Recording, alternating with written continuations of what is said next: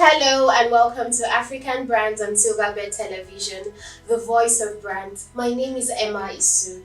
Starting off today's episode is a real estate expert, Mr. Kasim Olajide, founder and chief executive officer, Olakass Homes Investment Limited, alongside other business experts. Stay tuned.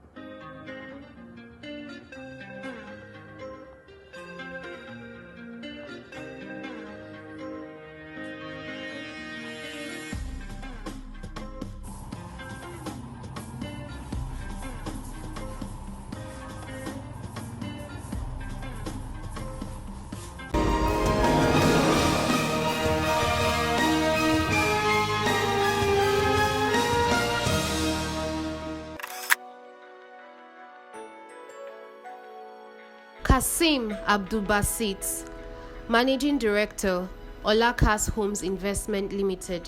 Olakass Homes is a family-based business. The name Olakass was originally my father's name. His name is Olakass Kasim. So he owns the business.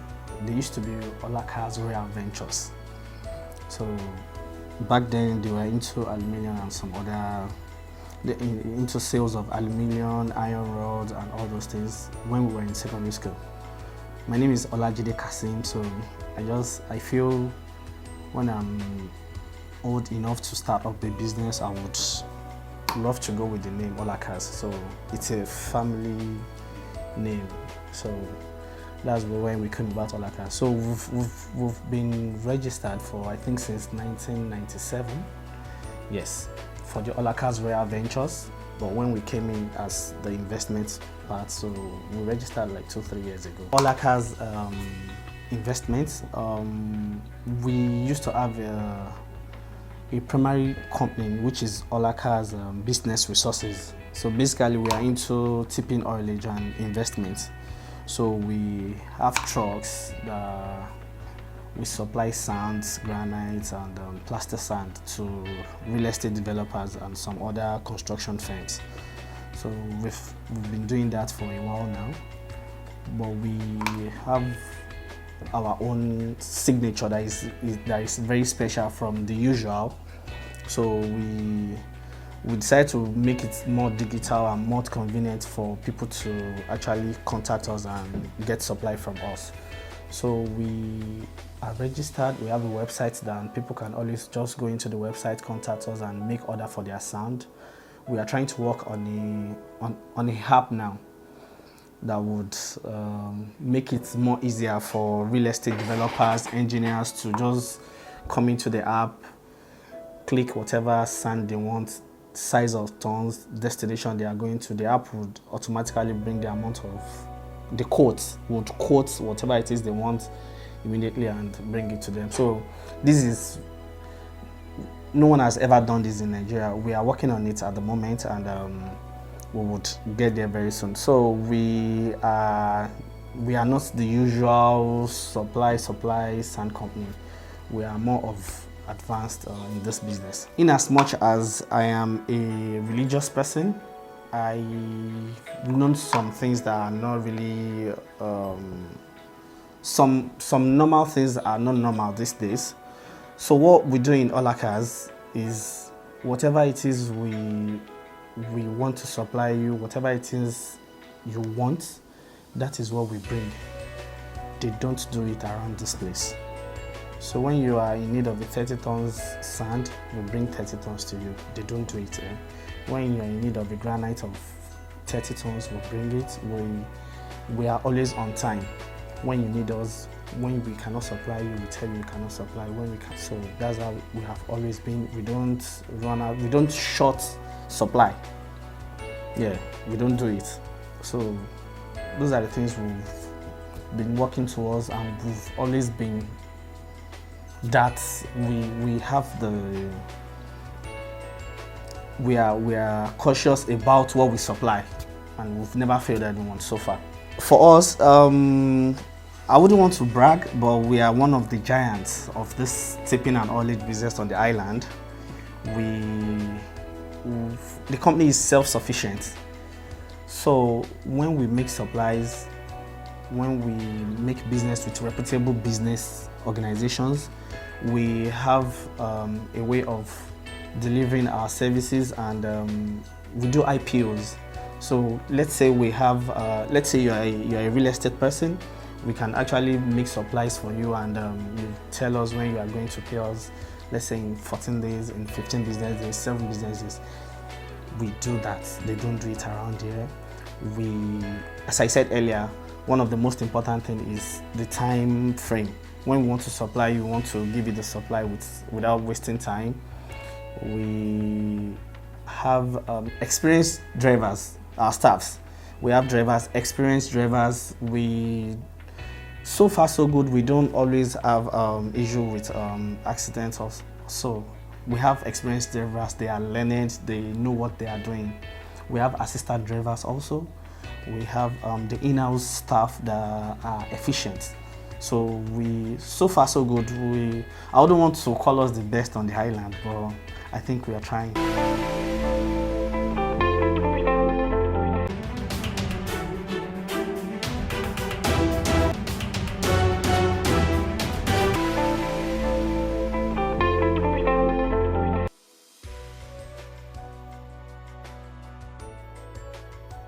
Dr. Mrs. Ugiomo Maria, proprietress, Marjos International School. Marjos International School was founded in the year 1989, and it took place in a very small environment of Lawansi, where we started in a shop. And within a short period of 3 months, the population of the children increased from 3 to 30, from 30 to 90. And the shop was so choked that we needed a bigger space. And luckily we got a flat. From that flat we moved to a whole building. And the school continued to increase in strength and in value. The parents started appreciating the work. And with that, we increased into the college. Where we are here now is the college, which operated from the nursery primary that was so small to a bigger place, which is the college where we are today. And this was due to the work that we were giving out to parents. They quite appreciated what we were doing, and they encouraged us to move ahead and get a college within the environment. And we did got the college, which is now established in this very place where we are, Daniel Street. And from this college, we continue growing, and we expanded again. The primary section we expanded to in Sulere, and more of this we are also established in Idiaraba, which is Moshi local government. We have 2 branches of the college and 1 branch of the college in Okiono, Sulere. And we have 3 branches of the primary. And this is due to hard work, due to dedication, and love to bring up the little ones to adulthood. So Marjos has been there for everybody. And we wish to do more of this for generations yet to come. There was something I saw that motivated me to go into educational setup. As a young lady, I went into education, started from TCT to my NCA, and I started teaching in a secondary school in the area of Mushi. I was baffled to see the level where the children were. It was so poor. Both the building and the environment, the teaching methodology, the staff were not willing to teach. And at times I enter into the class and I feel pity for the pupils and the students in the classes. Most of them could not read and they were in secondary school. At times I weep for them. And when they could not cope, I try all I can to see that I bring them to a certain level. So this way in my mind, and I just look at what was the cause of all this. I believe that the cause was the starting point that was wrong. And I asked God, how can this come to be that these children can be like this and they're not moving forward? And what if they become adults tomorrow? What will be the end of it? So this vision was in me that I just have to build up a well-educated children, well-adjusted and disciplined into the youth. And I thought of a way by which they will be guided to face difficulties in their country and in the international body as they grow up. So this was one of the things that I look into, and I decided that how do I start and where do I start from to help this youth to be a well-rounded individuals apart from education, in other ways of discipline and well-adjusted individuals. So the mission then come into mind that the best they can get is a well-stimulated environment, an environment where the children will look into and say, yes, they are ready to learn. Not an environment where there is no incentive, where there is no motivation by the teachers. So I decided that, yes, I'll guide the children so that they will be well-rounded up in both educationally and in moral, so that when they grow up, they'll be able to adjust firmly and cope with the difficulties of life now and in future. These were the motive, the visions and missions that I had in mind that propelled me in setting up a school for the youths. Marjos International School is a private co-educational school which offers quality education in a wide range of subjects that meets the challenges of our time. Our focus is the development of a world-class school, operations ranging from curriculum, teaching methodology, staff quality, technology, buildings, libraries, resources, facilities, management, and so on. You can contact us on the details displayed on your screen. We give you the best education.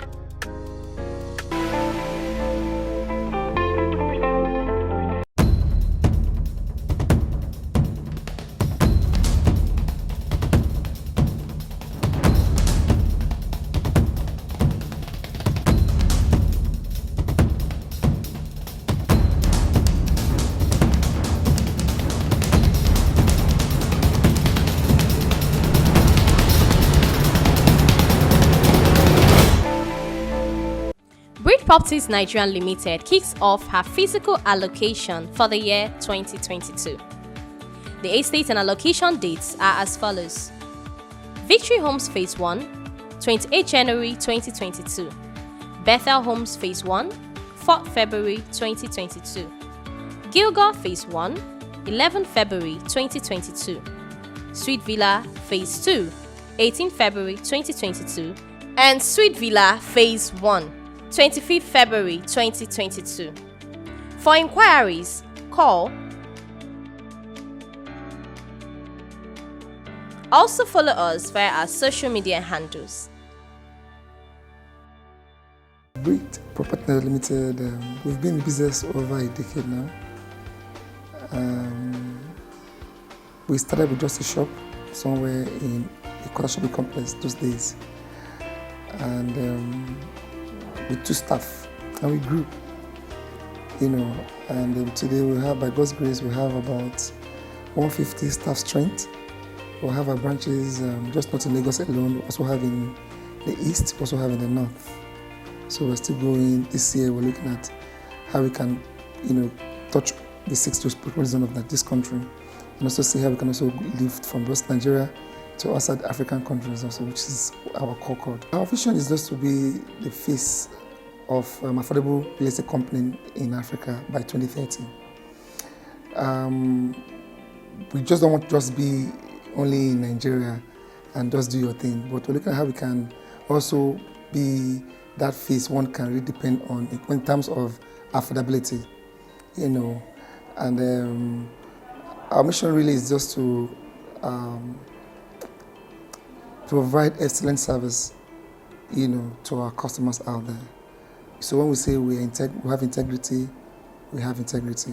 When we say we are reliable, we are reliable. When we say we are trustworthy, we are trustworthy. Our unique point is just the affordability. Basically we sell land, and we also go into construction by God's grace this year. As I said, we started with just one estate, and today we've grown. We have about 28 estates in Lagos alone. So this is just our capacity, and we're still trying to build more capacity. So this year we're going to go into affordable housing as well, our core code. So we want to start building units of houses where somebody like you and I can afford, not the one who does have, somewhere and they're calling million and 4 million and 4 million, billions and all that. So we want to start, touch the lower population of the country where everybody can afford. The market women they can buy houses. The youth can also afford buying housing. So we have one we're trying to put up now in Ekpe and Ibijuleki and also in Ikorodu. Affordable housing. So we're looking between 15 million you can have, and you have spread within a year or 24 months, 2 years. So pay bit by bit, and it has become yours. So this is what we're trying to do. Real estate has come to stay anyway. And some people say that's the oil in Lagos State. The land is the oil in Lagos State. So because of the high population density in Lagos State, everybody wants to own their own housing. But to make you, looking at the population index, you find that for every 1 to 5 person you see on the street owns a land in Lagos now. So this is the help of real estate company, in assuring that everybody owns a land. By helping them, they have to pay bit by bit. So this is one of the aspects that we've come in terms of also helping the economy to also grow. What I'm trying to say here is that we have about 5.8% growth in real estate business in Lagos State. So it has also added to, when it comes to the economic growth of real estate, of Lagos State GDP. So in looking at it, so we're looking at not just the ratio at which the employment ratio. So we look at employment rate in construction sector. For that, we have large number of persons that the real estate companies also absorbing. So it's also helped in removing unemployment from the street. So the GDP of Lagos State is also growing in terms of what we do.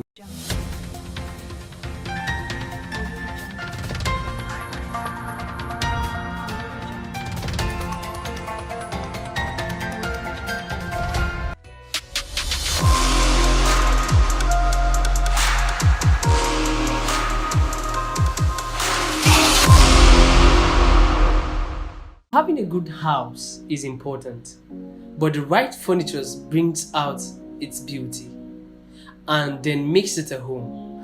This is why we recommend Good Home Furniture Concept that gives you modern touch furniture designed according to your specification. This is Naija. We give you the right feeling and beyond through our furniture. You can get that feeling that you desire by contacting the details displaying on your screen.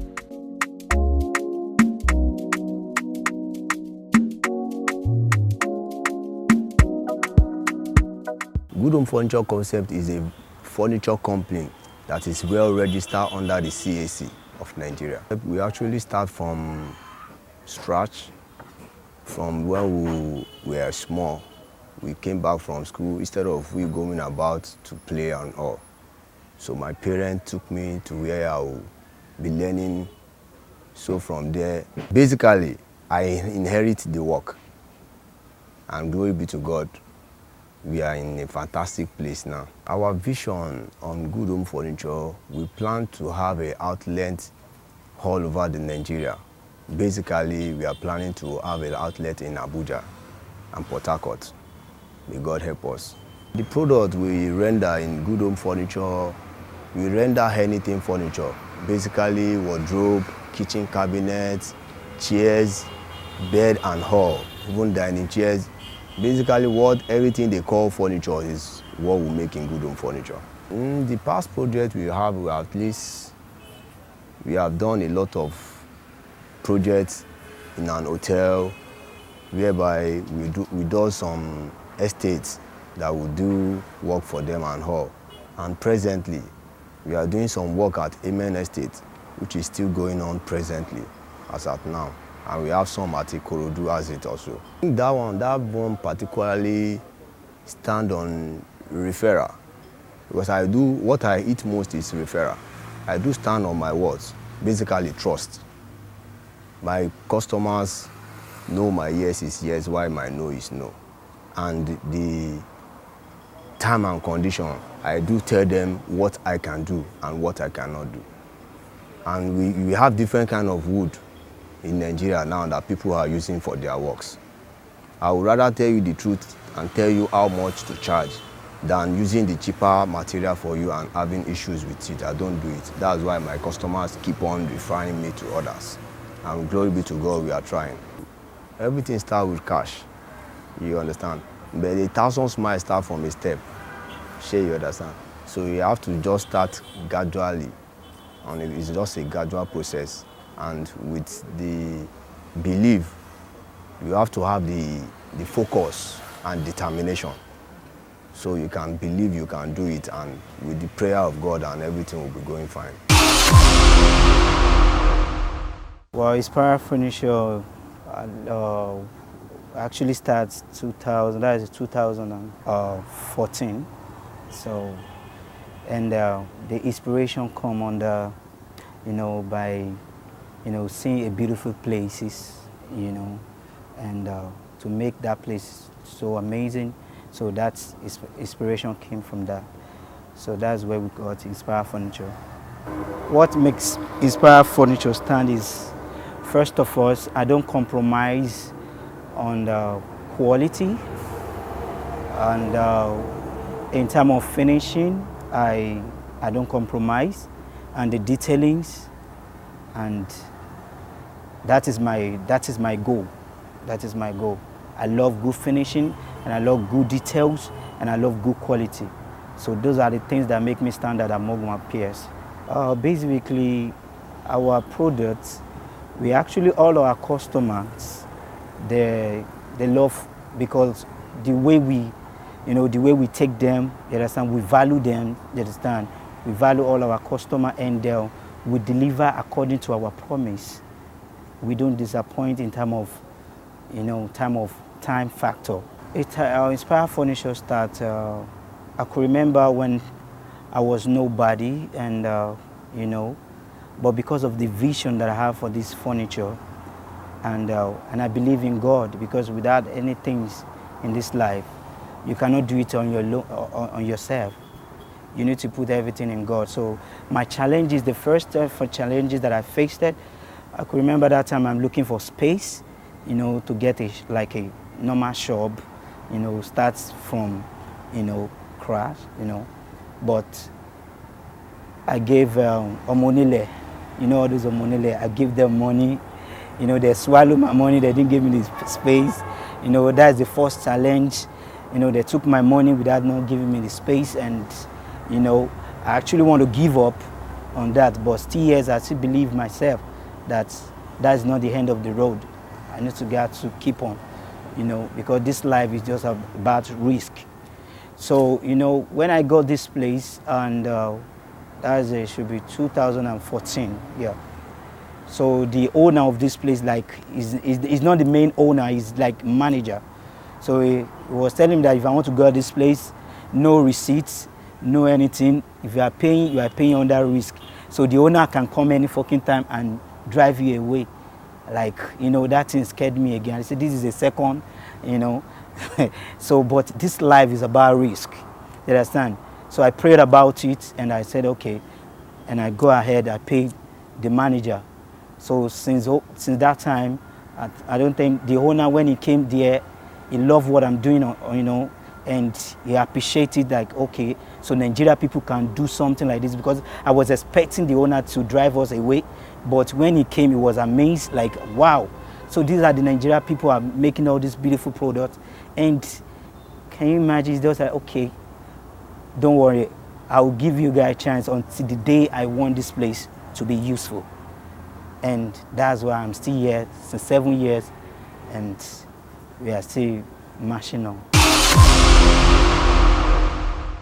Thank you so much for joining us today on African Brands. I hope you had a pleasurable experience as we had meeting with these brands. You can continue the conversation via our YouTube platform at African Brands. To get featured, send in your corporate profile via info@africansbrands.com.